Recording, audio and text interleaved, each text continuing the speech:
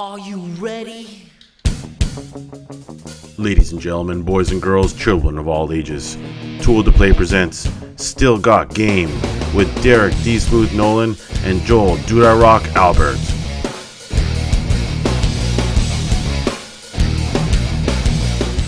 If you'd like to sponsor Still Got Game, give us a call at 773-527-2961 or email us at podcast@tooltoplay.com.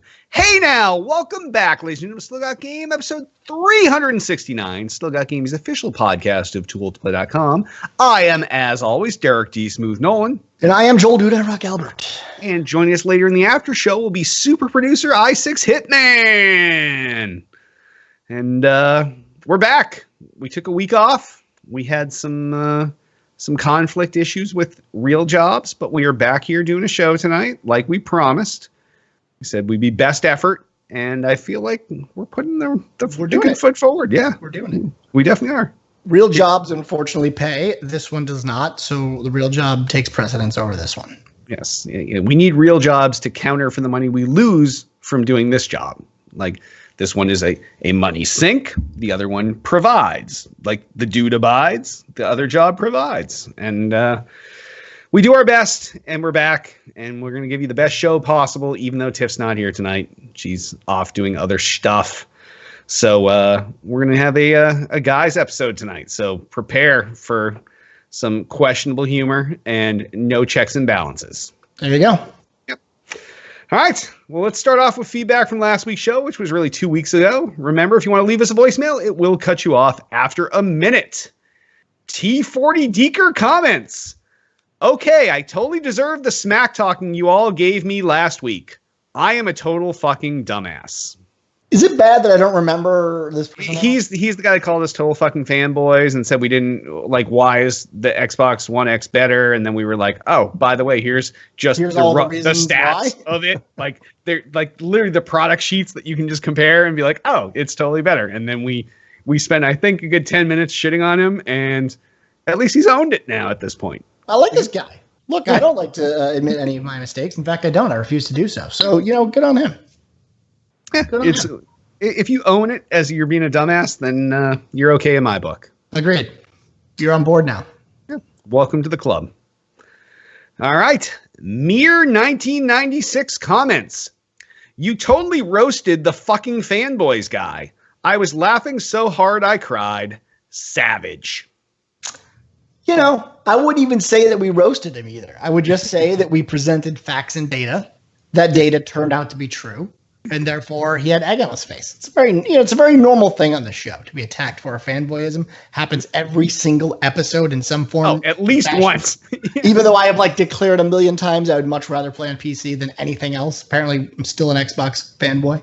Yeah. But we just present the facts. We play on the systems we like that have the games that we have where our friends live. Exactly. It's like a Venn diagram of systems, and that intersection is different for everyone. And totally. Like, I'd rather play everything in glorious 4K on a giant screen too, but you can't do that with everything. But, my friends are here on Xbox One, most of them. The controller is superior on Xbox One over the PlayStation controller. And that part of the Venn diagram where they connect right there, this does not bode well for video because it's really small when you do it with your fingers. But if I had a full-size Venn diagram, you would see that is my sweet spot. Jay has two sweet spots where he has a lot of PC friends and a lot of Xbox friends and works both of those crossings in the Venn diagrams. But in PS4, unfortunately, does not have the same. It's a Venn diagram where, for me, I've got PC here, I've got a little overlap here with Xbox, and then there's a PS4, and it's like it's like an island of friends that don't cross with any other friendships. Yes, and you can thank Sony for that, by the way. Yeah. Yep, that cross-platform play, though. All right. And I guess last but not least, the man is Dan comments. Great discussion on cross-platform play this episode, and as to why Sony would want to screw us all over. Hopefully, big Xbox One X sales push the console war a little more even so that Sony will possibly change their stance. That would be great. But that still won't ever happen, right? Like, I don't think that there's anything that Microsoft can do to force Sony to do cross-platform play. Exclusives are always going to be a thing. I think we all know that. But Oh yeah. even if Microsoft, you look at like Gears of War 4, you look at like all the other games that Microsoft has where they're trying to push that platform-specific cross-play between PC and Xbox. And I don't think any of those are going to force Sony because none of those games are also on Sony's platform. So they need a game that is like on all three, and somehow they only have cross-platform play between the Xbox and the PC. And in that scenario, I think it might get gamers to say, hey, it's a better value if I buy it over here. And then maybe that sways them because money is the only thing that means anything. Right? Oh, yeah. So people have to, speak with their dollars and put their money into the system that they think is the most value for what they pay. Exactly. Yeah. So right now, that's not the case. Right. Now my money value can't wait till next fucking week when we get our Xbox One X's. But Yeah, I forgot I even pre-ordered it. I got an email. It was like, oh, you're getting this thing. And I'm like, oh, okay. yeah, I got that email too. It's like, your order's been upgraded to release day shipping. And I was like, why wasn't it going to be release day shipping anyway? Like, if you order a console, it's always release day shipping. Shouldn't it be? Right. Like, yes. it's a problem if I'm not getting that email. Yeah. Then I have an Like, issue.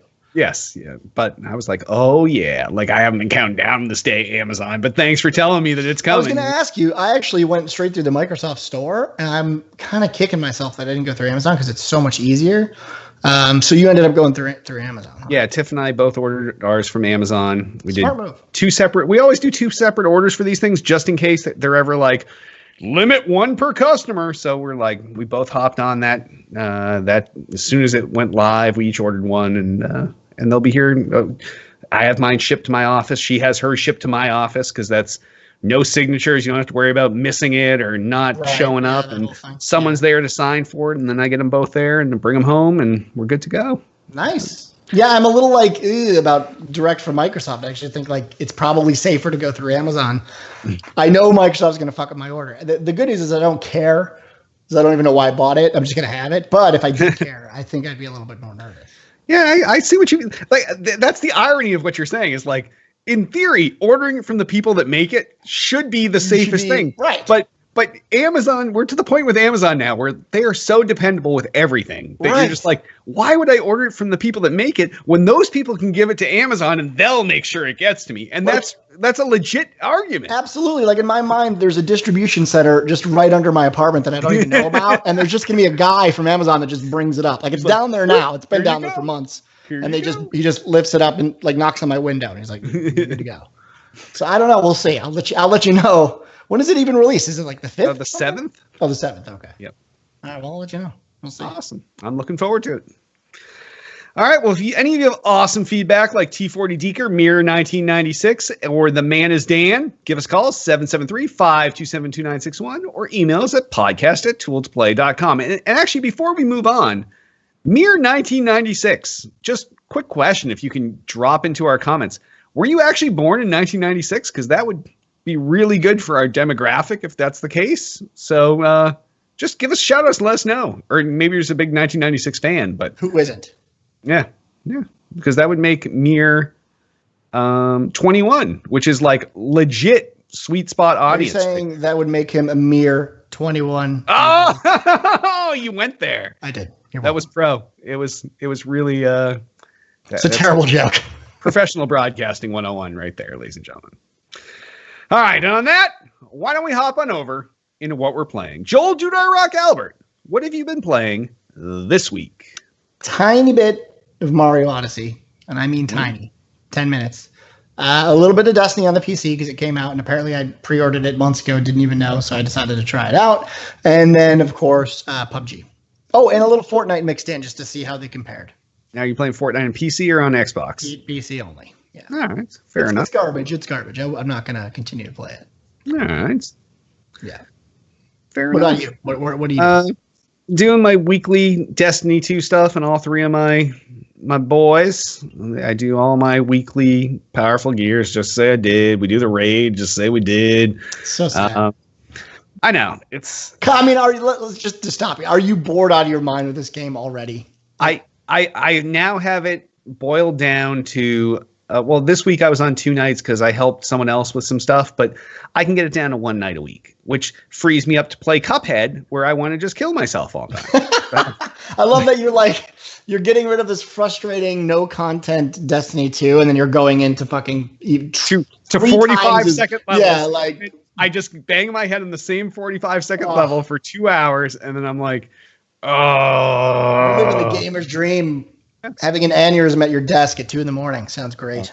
It's pretty sweet, and I still keep contemplating picking up Destiny PC. Like, I would like to see it in all of its glory, but like we talked about 2 weeks ago, like I just cannot get over the fact that I'm going to have to go through and do everything all over again. I'll tell you what.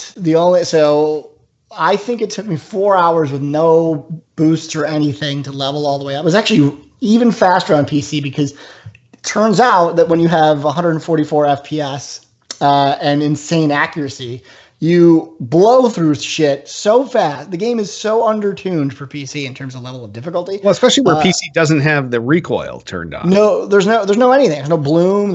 It's just if you are good at mouse and keyboard, that is what the game relies on. You literally will. I mean, I blazed through on that version. I mean, the only the downside obviously is that you have to do it all over again, and the other downside is you're basically trying to get to the shittiest content in the highest resolution, which is sort of a weird thing to want to do, and it is. I'm already done. I have no one to raid with because there's not enough people to raid with. So how many more people do you need? Because this could be a convincing thing for me. If you're looking for one more, then maybe I'll do it. One or two, I think it's 1 or 2. It's really just me, Hit, Bud, and like a couple other my WoW friends are also playing. That's about it. So it's not enough to do like a steady raid. Nah. Now, it's close. Now on PC, like normally I cut my teeth on PC shooters, and I can play PC shooters like they're going out of style. But a lot of the weird controls in Destiny, I'm trying to figure out how well they map to the keyboard. Like what? Give me an example. Things where let's say you're a Titan and you double tap a hunter and you double tap the B on the controller to do like that. Thumb, mouse button 1. Done. Oh, so you just rebound them all. It's a PC. You bind everything. Yeah, okay. So what are the normal binds for those weird things? That's actually a normal bind. The normal bind is, thumb button. Yeah. That's like your double tap B, hold B. Okay. For all your characters. And then the top, if you have like most gaming mice at least have 2 of those nowadays. I got all those. And so the other one is like your, melee. So it's great. Okay, so you're like melee with that was another one I had a question about. Yeah, because melee on a controller makes sense. It's on the stick that you're already moving, but so the mouse it's off to the side also. Then I mean to even go into the bindings and how much it frees you up to. That's the thing is a PC isn't meant. This game is meant to be played on PC. Yeah. I don't even think it's like people can argue that it's not. It is the best representation of Destiny. It's the best representation of the shittiest game right now that you could probably do. It plays flawlessly on. The craziest thing about it right now is that it plays at 144 frames per second on my 1080, a very old graphics card that just destroys, annihilates anything in terms of performance when it comes to. Wait, on what card? Just a 980. Oh, 9. Okay, you said 1080, and I was so confused. Oh yeah, okay, a regular 980. It's because I have the 1080, but I haven't installed it because I'm stupid. But yeah, like the performance that you get out of the game, if that is what you feel like is lacking, and it definitely is on the Xbox, it is a completely different experience. So one that I would suggest absolutely taking, but the game content's still just as bad. Are you playing in 4K? Or are you playing max? No, I don't think I'll ever buy a 4K monitor. Yeah. I haven't had a reason to, like every 4K that I've seen. When I see a game in 4K, I'm never impressed by it. I want the frames. I don't really care about the resolution. If it's 1080, it's high def. If I can pull like 144, if I can get there's this new monitor out that does 255. I'd rather have 255 than 4K. Fair enough. Because it is the smoothest gameplay. And the fact that Destiny, when you're on your Titan and you're going to charge a guy and you want to like turn and shoot the guy behind you, it's like, oh, And this Just game, it's wrist literally flick? like turn. And the great shit, the shoulder charge on Titan. Oh, yep. You do reverse shoulder charges. It's the most enjoyable thing. There's a dude behind you. You're running full speed. He's chasing you. You turn, shoulder charge instantly back into him and kill him. It is the best. Sword plays better because of it.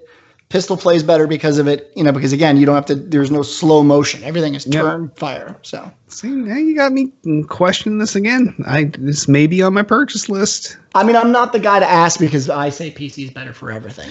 I say that because I'm right, but I also say that because when we get to the after show, we'll get Hit's opinion. Sure, fair enough.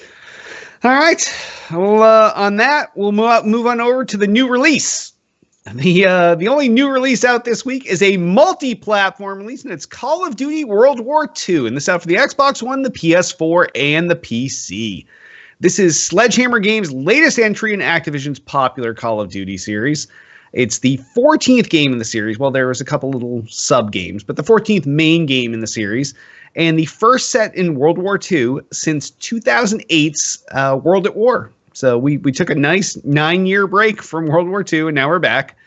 The game drops the create a class system in favor of 5 predefined classes, which kind of greatly simplifies the annoyances of Call of Duty.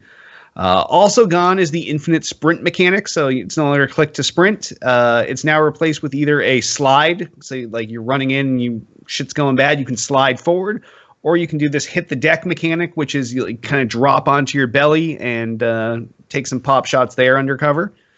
And in addition to the single-player campaign, the game also features the usual multiplayer that Call of Duty fans have come to love. There's no early review scores out for it yet, but these games always score in the 8s, somewhere in the mid-8s, because there's enough fanboys for them, and everybody's just like, oh, it's another Call of Duty. 8. Pay for reviews. Yeah, exactly. One or the other. So I don't think I'm picking this up. I've taken a couple Call of Duties off now, and I feel pretty good about it. Me too. I mean, this was the most intriguing Call of Duty in the series since 2009 for me. And I originally pre-ordered it as soon as I heard, because I was like, they're finally listening to the people. Everyone wants, no one wants the fucking Halo remake in Call of Duty anymore. We're tired of it. I played the beta and I literally almost fell asleep. I think it's just the most boring video game ever. And I think the reason for that isn't even Call of Duty's fault. I think if you're into Call of Duty, you're probably going to like the game. I just think that FPSs have gone beyond this now, this style of the old school FPS. Yep. Yeah, and in a lot of ways, it is becoming what Halo became when Call of Duty came out. That it's just that whole idea of die, spawn, die, spawn, die, spawn, die, spawn. It just isn't engaging enough for me. I don't feel like I can, control a map with my own ability, and there's just too many variables that come into play to make it an enjoyable game for me. You can still dominate in Call of Duty. There's no question about it, but ultimately you have to decide whether or not this style of gameplay is still something that you want to do. And it's been a while. Let's be honest. Rinse and repeat endlessly gameplay. Yeah. Yes. Yeah. And if for an FPS, I think it plays decently well. But when you look at these games, like even the single player version, I don't think that many people were buying Call of Duty for its single player. Certainly some were. But in the true modern FPSs of today, they either have a really, really, thick, I guess you could call it gimmick that sets it aside from everything else, or you have tons of things that you can do outside of the normal kill, like a Destiny or tie a RPG element onto it. Right, Warframe, all these other ones. They're at least doing something outside of just being a carbon copy FPS, and there's something there. Even Overwatch, which is just a solid FPS, the fact that they added all the RPGs and variances and supers sets it apart from a normal FPS. Class bases, like even when Quake Champions came, I'm wearing a shirt tonight, but when Quake Champions came back out, like they took the best things about Quake, super fast fucking run and gun first person shooter, and they're like, you know what? They put some different classes in there. Everybody's got their own kind of super type move, and I still play the shit out of that on PC, and it's a fucking blast, and it's fast, and it makes you remember just how good shooters can be. Like, yeah, totally. I mean, and they're trying. Like, I would say this: Call of Duty's trying, obviously, but now they don't have create a class, but they're trying to get you to rank up. Same shit there, right? I mean, they've always had ranking up your weapons and getting new weapons. None of that is different. So it just feels like they took the genre of World War II and put it directly into what already was Call of Duty. Not much has changed on the Call of Duty side. So it's like a baby step. It's a baby step. Yeah, you can see they're trying to make. They know that I think that they know that really right now it's waning, and the people that were super hooked on Call of Duty growing up are again now getting old enough where they don't have the time to want to just sit there and. I'm gonna rank up this weapon. Yeah. So I think they're at least giving it a go. But I definitely canceled my pre-order the day I played the beta. It was not something that I thought was very interesting or engaging at all. And you've got these other games like Fortnite, PUBG, Destiny, even with its lack of content, at least has more substance. And I just feel like I don't really know. Competing against Call of Duty right now, I think, is actually easier than it's ever been before. Oh, most definitely. Yeah. So, and I'm sure they'll sell more copies than ever before. I know. Just like Madden, just like NHL, just like FIFA. Like, there's an audience built into these things that they know they can count on, and they basically can phone it in, and they're still going to get those sales. So, yeah, there you go. Yep. All right.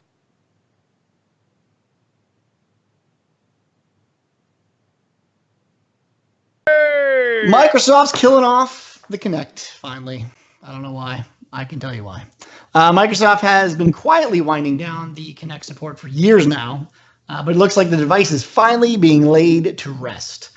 Speaking to Co-Design, the console maker confirmed it has shut down production on the super smart motion controller and it won't be manufacturing anymore once retailers have shifted off the remaining stock. The first generation Kinect was introduced all the way back in 2010, which is crazy that it's been that long, in an attempt to broaden the 360's audience, capabilities, while new iterations were launched alongside the Xbox One in 2013. The improved version of this device was initially bundled with the Xbox One hardware. However, the following year, Microsoft released the cheaper Kinect Free bundle to win new customers over, and I would say they succeeded. I think that was a very, very smart move. According to Co-Design, both versions of the Kinect have sold a combined 35 million units since launching 7 years ago. Although the Kinect's time is finally up, the device will live on in various forms. The iPhone X's much talked about Notch, for instance, is being powered by the very same tech, with Kinect developer Alex Kipman currently heading up Microsoft's mixed reality HoloLens product. So, what are your thoughts on this? I guess bittersweet in a way. Yeah, Kinect was, when it first came out, Kinect was a game changer for the 360. It sold so many units in so little time. It was before you were back on the show, but we had Larry Herb on the show to talk all about it, and it was a game changer. But then, kind of like music games and everything else, it had this kind of niche that eventually you've played all the types of games that cover that kind of niche type of gaming. And I think that was Kinect's fault. And when we first saw the tech for the new Kinect for the Xbox One and E3, remember we saw it was like showing our heart rates and all this other, like, it's pretty fucking nuts tech, but the game types that they wanted to apply to it were things that we've already played out. Like, no one cared. Yeah. I mean, it ultimately was the Wii U of the Xbox, I think. Yeah. And what they should have done is use it for things that didn't require movement, like sit on a couch and play fucking Silent Hill and don't let your heart rate get over, 80 beats a minute or something like that. Like I don't know. Like, you could have done all kinds of weird shit with it. I don't know. Well, but ultimately what happened was developers didn't develop for it. And that's what happens with any of these pieces of hardware. So it's always driven by, if a software maker, you can build the hardware and then you say, okay, software guys, go nuts. It's the problem that the Oculus Rift is having, and the problem with VR is having. Software really didn't catch up to the hardware. Or I should say, software wanted to do more with the hardware, but the hardware wasn't strong enough. And so people didn't really want to put the investment time into it to really learn the ins and outs and get the performance they needed to get out of the Kinect. And they ultimately just said, well, fuck it, I'm just going to make a game. And because that work is only for one system, it makes it hard to justify if you're a AAA developer to say, I'm going to do 90% of my time on this and whatever on this and another percentage on this. And then you have to set aside time to do Kinect, but it's not portable. So it doesn't make a lot of sense. The worst part of this is everyone's losing their voice control, because that's the same reason why I just paid $40 for an adapter to be able to hook my Kinect up to my new Xbox One X, and we already have one upstairs because Tiff, we already replaced that Xbox with the S, so we already bought that adapter for $40. But like, the voice control stuff is something I cannot give up. So hopefully, that's just what's so interesting is I thought that they would, get rid of this thing and then give you a microphone. And they should build it into the box, not an add-on, not a thing you connect, not a wire, not a cord, but just like an Alexa or something like that. I just said it. Shush! I gotta turn her off. She's gonna yell at me. Build it into the console, and then maybe love that. Yeah, sell it on the side for people that already have legacy hardware. Sell some that, plug it in that fucking Kinect port. It's still going to be there. So give you something that plugs in the USB or the Kinect port. Let you just a big omnidirectional microphone for your room. And then moving forward in the future gens of hardware, just build it right in the front of the console. Yeah, I think people really liked it. I don't know anyone that didn't like the voice command stuff for the Xbox, unless it was they couldn't get it to work for them, which is definitely people. We literally use it every single day. Like, the first thing I do when I walk in the house is I turn on the TV using my voice. The next thing I do is I tell it to go to Food Network, because that's my idle channel while I'm in the kitchen cooking dinner or whatever.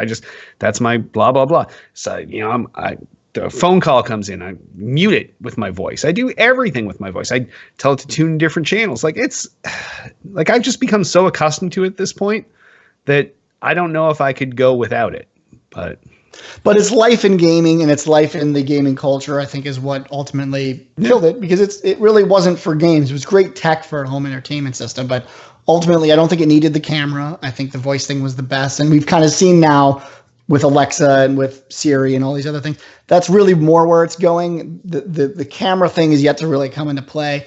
And I wish they would just focus on that as a competitor to all those other spaces. And Microsoft's opening up with that now. With their Mixer stuff, you can now plug in a third-party webcam into your Xbox and use that to do your video overlay for Mixer, which is a nice thing, because really the way that you want to do video when you're doing a stream, you don't want your full family room from your Kinect on Mixer. You want just a camera that's right in front of you, that's just got like this. You got your head here and maybe a little shoulder action, but you don't want your whole house in your fucking corner of your stream. So I think they're opening up there with the third-party webcams, and maybe eventually they'll start supporting third-party mics, or like you said, building in the console and give people what they want. Agreed.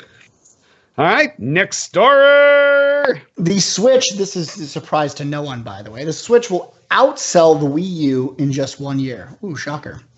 As a part of its latest earnings report, Nintendo shared new sales figures and updated its sales forecast.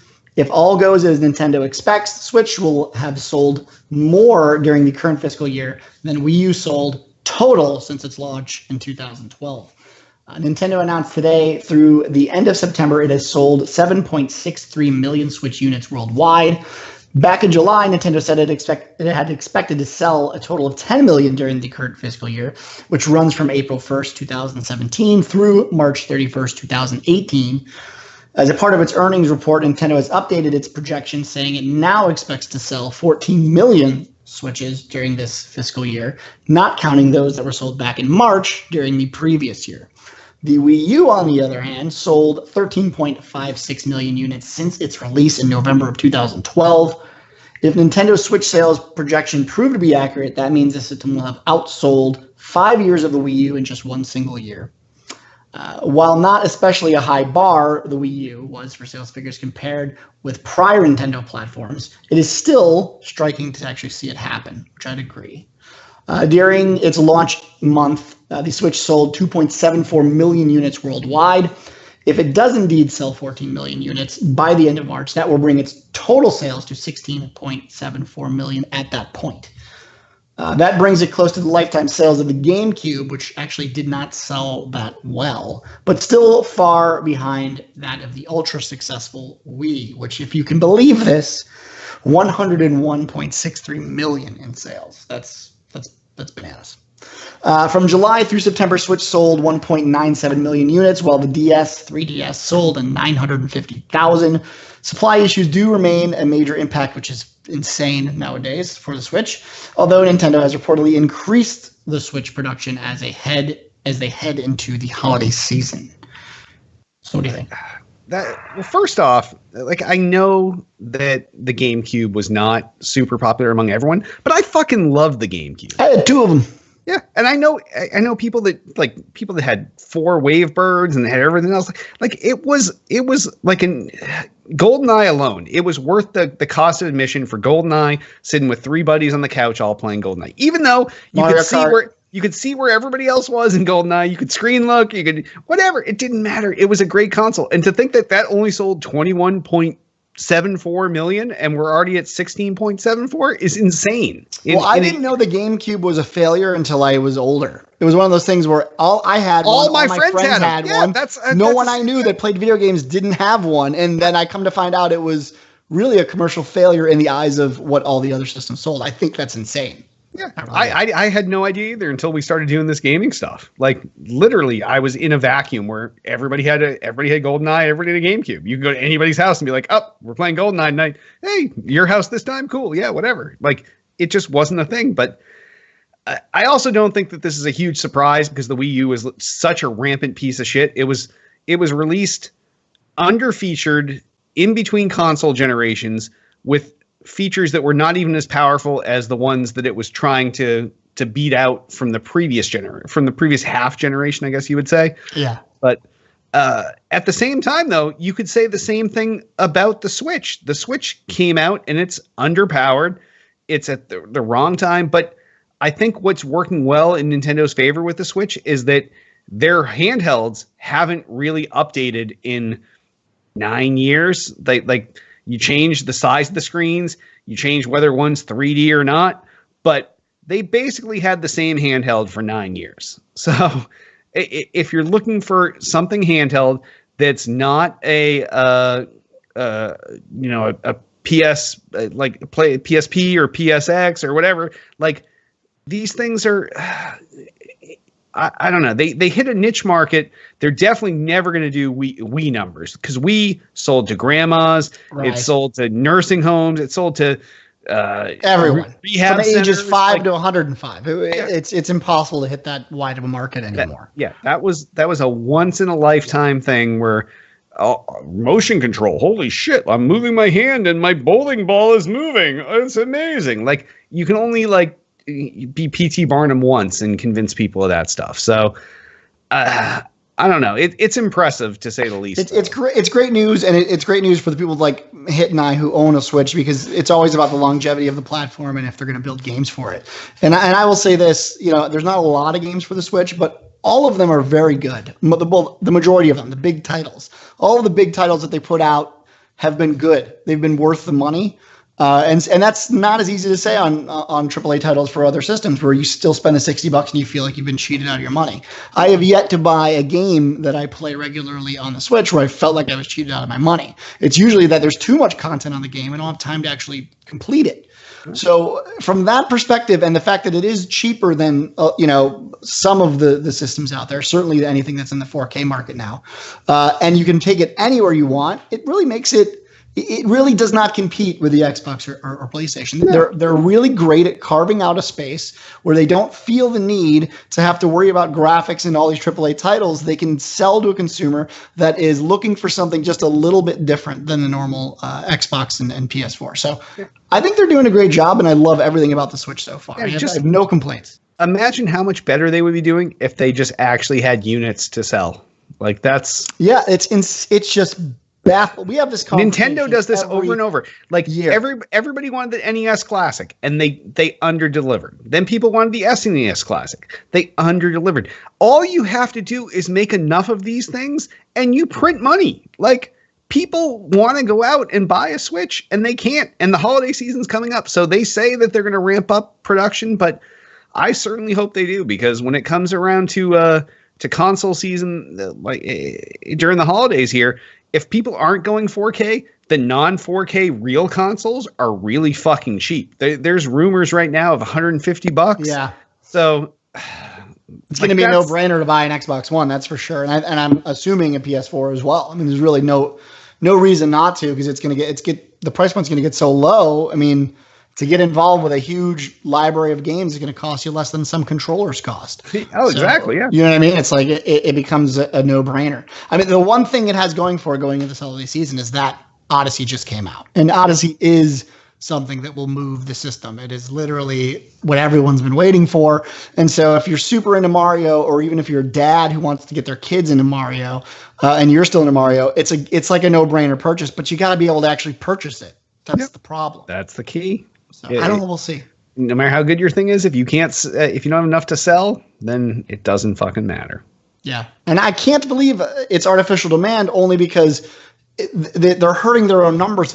Artificial demand makes sense in the very beginning, but it starts to make a hell of a lot less sense when you're a year out and you have your major flagship title launching. Yeah. Nintendo, it's a Japanese business model. You never want to have idle stock. You want to make sure you're just in time delivery, but they have yet to discover what the just in time delivery is. Yes. Right. Yep. All right. Next story. Here we go. Activision is filing a patent for microtransaction-minded matchmaking. This is via IGN. This was everywhere last week, just everywhere. Activision has filed a patent for microtransaction-driven systems for matchmaking in their multiplayer games. As reported by Glixel, the patent was filed back in 2015 and was officially granted to the publisher by the U.S. Patent and Trademark Office last week. Described as a, quote, system and method that drives microtransactions in multiplayer video games, end quote, the patent outlines a system in which players are matched together in such a way that encourages them to purchase in-game content. That's pretty insane, right? So, for example, quote, the system may match a more experienced or expert marquee player with a junior player to encourage that junior player to make game-related purchases of items possessed and used by that marquee player. So you see like a really cool sword or super cool gun, and you're like, I want that gun. And the guy's like, oh, you can buy it on the marketplace or whatever, blah. And they just buy the gun, right? As the newer player may wish to emulate that veteran player and purchase the same weapon gear that they have acquired. The system can also match players to encourage microtransactions in other ways, including dropping a player into a match where a specific in-game purchase will be especially useful in that match. So, quote, doing so may enhance the level of enjoyment by the player for game-related purchase, which may encourage then future purchases. So if they have a good time when they buy the thing and they win the match, maybe they're more likely in the future to buy more of these in-game things, and the world is going to shit in a handbasket. It's also important to note that while the patent uses first-person shooters as its example, the system can be applied to other genres as well. Bungie community manager David Deege, our good buddy, confirmed on Twitter that none of this functionality does appear in Destiny at all, which does not surprise me because you would clearly see it, and you don't. Microtransactions have proven to be a major point of controversy as of late. The UK government is investigating a petition regarding the usage of loot boxes as gambling in video games. So things like Overwatch, where you can pay real money to get a chance of getting a skin or item out of that, might be gambling. And I think it kind of is. The Electronic Software Ratings Board recently entered the conversation by saying that the use of loot boxes doesn't merit the need to include gambling as a descriptor for the game. Quote, the ESRB does not consider loot boxes to be gambling, a spokesperson for the organization told IGN. The use of loot crates in Star Wars Battlefront 2 has also been taking point among players who took part in the beta. EA addressed fans' concerns that the game might be a pay-to-win experience, clarifying that most of the powerful weapons will not be included in these crates, but will instead be locked by in-game accomplishments. So it's not like this is going away. If anything, it's getting more insidious. It's going to become more complex. Yeah, if it wasn't so evil, it would be genius. Like, it's pretty smart. I mean, there's no the question is whether the gamer. So the way they describe this transaction is, I think, fairly obvious, right? It's not like it's completely obfuscated behind some weirdness. Like, if I show up in a game and I can buy an item that makes that match better, I know that's what's happening. I know I'm being sold to. So then the choice is whether or not I want to spend the money or not. So ultimately, for the consumer, I don't feel like it's as insidious as a lot of these people are reporting. But at the same time, games have a way, for whatever reason, especially with younger people, of making them feel like they're forced to pay in order to get an advantage, even if that advantage is ever so slight, and to the point of like just the geometry of the skin that you buy is better for a hitbox. People will likely spend the money to do it just because it's that little of an advantage in a game. Yeah. So that's where it gets a little.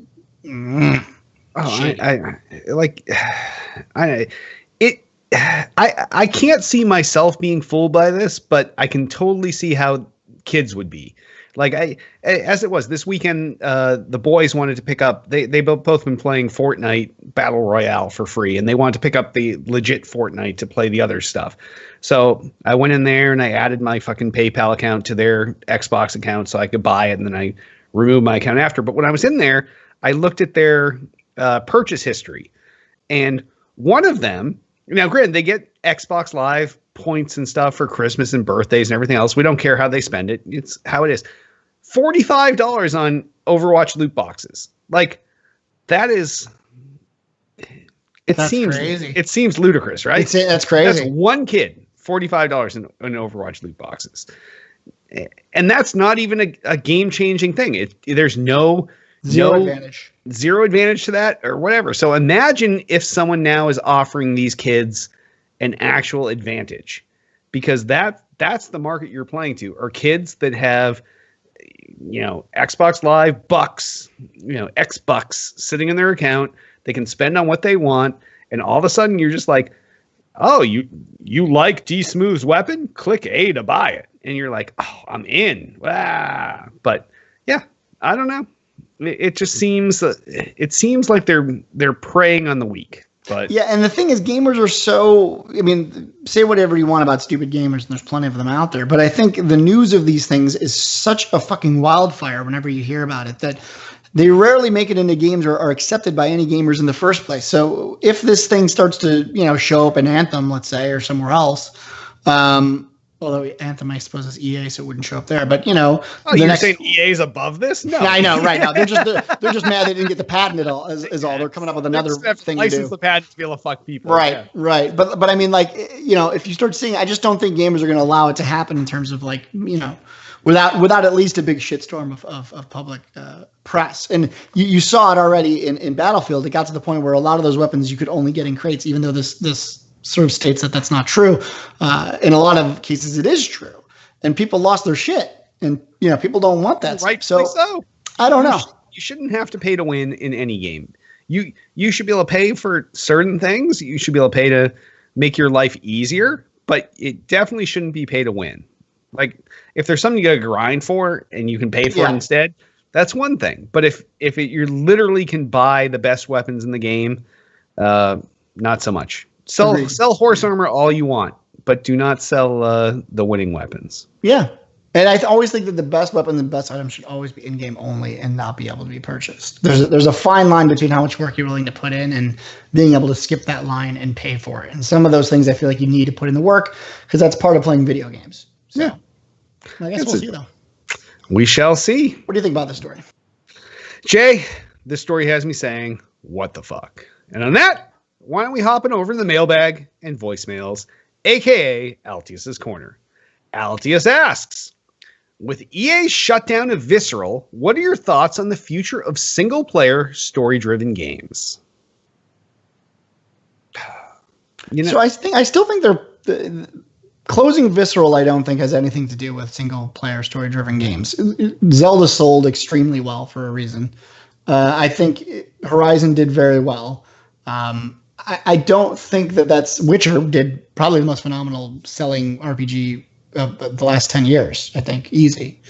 I think those games are fine. I think that's a totally, those games will always stand the test of time and they'll still be valuable. But Visceral, I think, is a little bit different in the sense that their game didn't do well. People tend to think it's shitty that they got closed down, but the reality is the last two games they put out sold nothing, right? And they did really, really bad. And there are people called shareholders that expect money. You're beholden to, yeah. I'm sorry I'm going in full capitalist mode and I'm like shitting on Visceral, but at some point it's a shitty thing that the studio is closed. It's a shitty thing. But if your studio puts out consecutively 3 bad games year over year, and this is obviously over the span of multiple years, then there is no recourse at that point other than to close them down. So it's a sad thing, but it's also a very normal thing. Yeah, and granted, part of their shutdown statement was, the game was going in a direction that was very linear and whatever. And granted, that's a thing that gamers are not into anymore. Like, gamers don't want linear. That's why, like you were saying before, shooters like Destiny do better than shooters that are just like, all I'm going to do is always go in with a couple of my buddies and play the same game over and over. The Counter-Strike method. Like, and granted, Counter-Strike's the exception to the rule just because people are tied into that for years and years and years. But they had some great talent in this game. Amy Hennig came over from tons of great talent. Yeah, she came. She was the story person on what the fuck? I want to say Last of Us. No, Uncharted. So there's plenty of talent behind this game. I'm sure that not all of this is going to be lost. They're just going to rejigger it to be something that they can play off of all these other new things that gamers want to do in a game versus basically it was a Call of Duty campaign. You're on rails, you get here, like you feel like you have choice, but you really don't have choice. And I think that's what gamers don't want anymore. That's what every Call of Duty campaign is. It's always, oh, you made it here. And that you feel like you made it somewhere, but really they knew you were going to get there.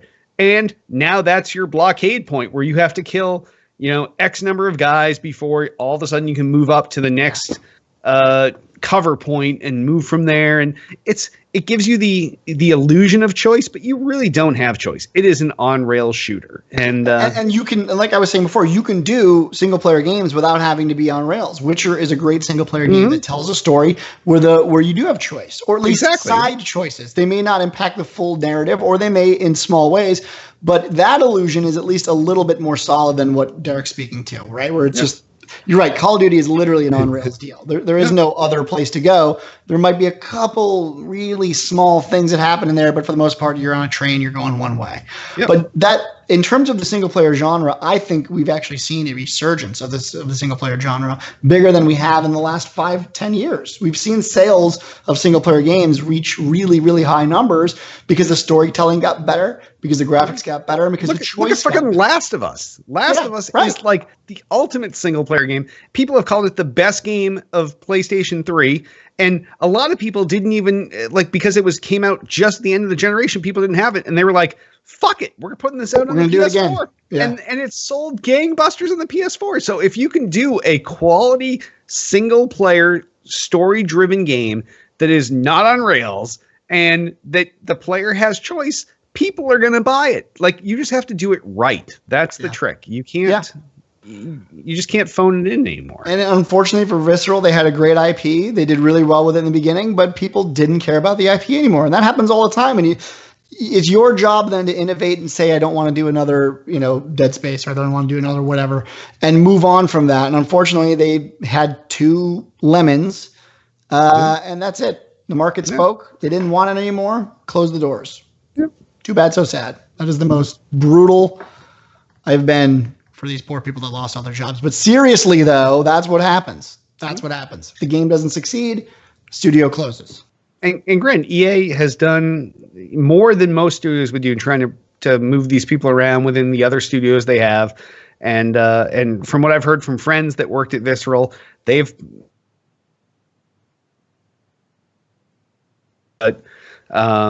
she's a brilliant story writer as far as games are concerned. Like some people can tell stories, some people can write movies. Some people are great at storytelling via video games, and she is one of those people. So hopefully either she ends up somewhere in some other studio that's actually doing something, or she ends up at another company where she can showcase her talents, because she really is a quality person in the industry. And speaking of quality people in the industry, before we carry on here, just want to do a brief shout out. Touchdown, you're shaking me off to you're making a sad face. It's sad. Steptoe, Stephen Toulouse, former director of enforcement at Xbox Live, passed away this past week. Definitely a friend of mine. Jay, you've at least met him before. Great guy. He really he went through a lot the last couple of years. He had he was in a coma a couple of years ago. People didn't think he was going to come out. Miraculously came out. Everything seemed fine this past weekend. He got sick one day. He passed away the next. But he was one of those guys that really was one of the genuine people. Like, he looked out for people. He was there was no banhammer before him. He was the guy that made Xbox Live a better place for you all to play. He was big on gay rights. He was the one that originally, if you ever used the word gay or anything else in your gamer tag, it was just instantly matched. And some people are like, you know what? I'm gay and I want to show out that. I want people to know I have pride in this. And he took that on as a champion thing for him to champion. And he was a quality guy. And every time I met him, he was genuine and awesome and kind and caring. And I haven't heard anything else from anyone else otherwise. And he is a great guy for the industry, and he will be missed. Yeah, it's a huge bummer, honestly. Yep. He was this, every time I met the guy, he was the nicest person, honestly, and felt genuine from the start. We probably talked to him almost every year we went to E3. He was he was at Packers Party a bunch of times. And and just a real genuine human being. And it was, I think, a shock to everybody, because I don't think it was. And we all felt like he cheated death once, and it felt like we were done with it. And then all of a sudden, it came out of nowhere, and it was sad and shocking, and it does suck. Yeah, it's terrible. All right. So, if any of you have comments or whatever, give us a call, 773-527-2961. Email us at podcast@tooledplay.com. You can also comment on this episode there on the Tool to Play homepage. And sorry to bring the show down, but I'll try to bring it back up right here. I'll just roll into my usual rigmarole, and hopefully it'll bring us back up. If you want to sponsor the show, give us a call, 773-527-2961. Podcast@tooledplay.com. You tell us what you're selling. We'll tell us you're going to pay us. We'll sell it. You pay us. Boom. Done. Twitter us up. You can find everything Tool to Play related at twitter.com/Tool to Play. Everything podcast related at twitter.com/still_got_game. I, king of the internet, god of everything that's fucking holy, at twitter.com/Derek Nolan. I'm at twitter.com/Dude I Rock. I'm at twitter.com/IsaacHitman. Facebook the fuck out of us. Facebook.com/Tool to Play. Facebook.com/Derek Nolan. Facebook.com/Dude I Rock. Facebook.com/IsaacHitman. We also have a YouTube channel, youtube.com/Tool to Play. That's the place to find all of Tool to Play's archive video content. Go there, and every show, whether it's Still Got Game, whether it's old episodes of Quick Hits, when Hit was back he was a real content producer, whether it's Thick and Thin with LB and Duty featuring Isaac's Hitman, whatever it is, all of those shows there. Tiff's immature interviews, it's all there. So youtube.com/Tool to Play. Go there, subscribe. You'll notice whenever our content goes up, you'll be notified. Also, please rate and review the podcast on iTunes. We need some 5-star reviews. So go there, give us 5 stars. And if you are so inclined and have an extra 10 seconds, just write something nice. Love the show. These guys are gods. Thanks for what you do. Amazing. Devilishly handsome. Whatever the fuck you want to write. Just write something and put it up there on iTunes. It helps us out. We also have the Twitch channel, twitch.tv/Tool to Play. That is where Tool to Play does all of our live video content. Whether we're broadcasting from our own channels or whatever, it all still ends up on twitch.tv/Tool to Play. So go there and follow us. You'll be notified whenever we go live. But even better than following is subscribing. So if you are so inclined and you want to kick up $5 a month to help the show out, for fuck sponsors, like that goes directly into our pockets. So go there, click the subscribe button. It gives us $5. Boom. You're done. We're done. Helps us out. But let's say you're the guy that's like, you know what? I need that Starbucks today. So I don't think I can do that $5 this month for your show. Okay. I can't. I want to, but I can't. Well, you know what? Are you an Amazon Prime subscriber? Do you already do that anyway? Of course you do, because you'd be an idiot not to. It's free shipping. It costs you only $90 a year. So you buy 10 packages, you've already made out. So if you're already Amazon Prime, then guess what? You're Twitch fucking Prime. And Twitch Prime lets you once a month Pick any one Twitch channel to give a free subscription to, but to the people that you're subscribing to, it gives them that $5. It costs you nothing, gives them $5. You nothing, them $5. You nothing, them $5. So if that them is us and that you is you, then that's you giving us $5, costs you nothing. So go there, use your Twitch Prime subscription, subscribe to twitch.tv/toldplay. It gives us $5, costs you nothing. The only caveat is if you're doing the Twitch Prime way, you got to go back each and every month because really they don't want you to like do it once and then forget it and they pay us forever. So you just have to come back once a month and do it. So if you're someone that listens to the show and you're like, oh, I'm listening to the show here at work right now, and it's been a month since you last went and used your Twitch Prime thing, just quickly go over to twitch.tv/toldplay, subscribe, use your Twitch Prime thing, help us out. It really means a lot to us, and it is really the most direct way to give back to the show. I promise you. So, and we cherish each and every one of you that does it for us, because without you, you know, what are we?